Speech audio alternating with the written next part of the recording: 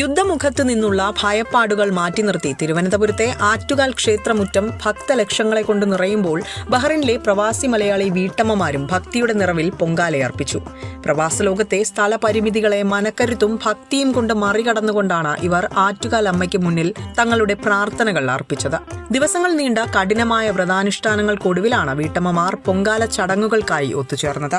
ഫ്ളാറ്റുകളിലെ പരിമിതമായ സാഹചര്യങ്ങളിലും ശുദ്ധി ഒട്ടും ചോരാതെ മൺകലങ്ങൾ ഒരുക്കി പരമ്പരാഗതമായ രീതിയിലായിരുന്നു പായസം തയ്യാറാക്കിയത്. പൂജാതി കർമ്മങ്ങൾ കൃത്യമായി പാലിച്ചുകൊണ്ട് നടത്തിയ ഈ സമർപ്പണം പ്രവാസ മണ്ണിലെ തിരക്കുകൾക്കിടയിലും നാട്ടിലെ ഉത്സവ സ്മരണകളെ ഉണർത്തുന്നതായി. കഴിഞ്ഞ കുറേ വർഷങ്ങളായി ഈ വീട്ടമ്മമാരുടെ കൂട്ടായ്മ മുടങ്ങാതെ പൊങ്കാലയർപ്പിച്ചു വരികയാണ്.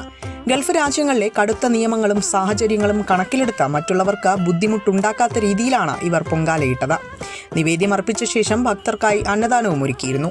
വരും തലമുറയ്ക്ക് കൂടി തങ്ങളുടെ സംസ്കാരവും വിശ്വാസങ്ങളും പകർന്നു നൽകുന്നതിനുള്ള ശ്രമം കൂടിയാണ് ഈ ഒത്തുചേരലെന്ന് പങ്കെടുത്തവർ പറഞ്ഞു. ഞങ്ങൾ GCCയിൽ ബഹ്റൈനിൽ നിന്നാണ് ഈ ആറ്റുകാൽ പൊങ്കാല അർപ്പിക്കുന്നത്.